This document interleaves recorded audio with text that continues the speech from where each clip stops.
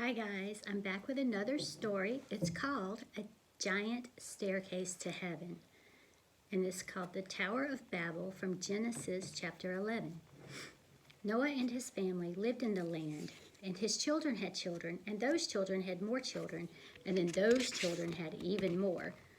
You get the picture, until there were lots of people on earth once more.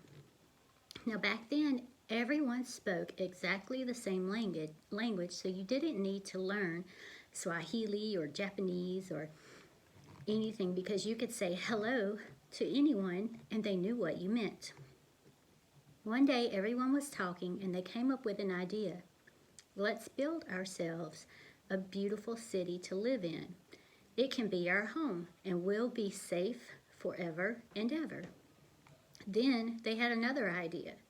And let's build a really tall tower to reach up to heaven. Yes, they said, we'll say, look up here at us, and everyone will look at us, and we'll look down on them, and then we'll know we are something. We'll be like God.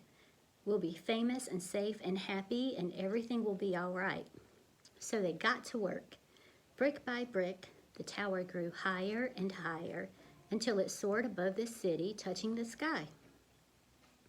They built stairs in the tower to climb to the top. It was like a giant staircase to heaven. Look, they cheered, we're the ones. See what we can do with our very own hands? They were quite pleased with themselves, but God wasn't pleased with them. God could see what they were doing. They were trying to live without Him. But God knew that wouldn't make them happy or safe or anything. If they kept on like this, they would only destroy themselves, and God loved them too much to let that happen. So He stopped their plans.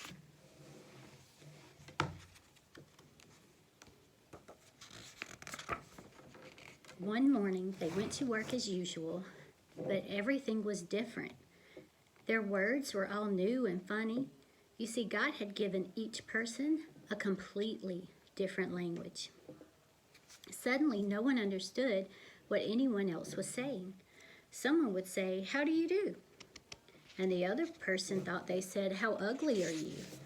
It wasn't funny. You could be saying something nice like, "Such a lovely morning," and get a punch in the nose because they thought you said, "Hush up, you're boring."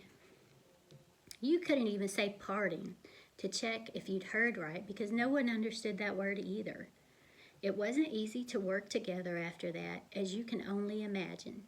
People were always quarreling and fighting and getting in a dreadful muddle and becoming grumpier and grumpier, until at last they were all too cross to keep on building and just had to stop.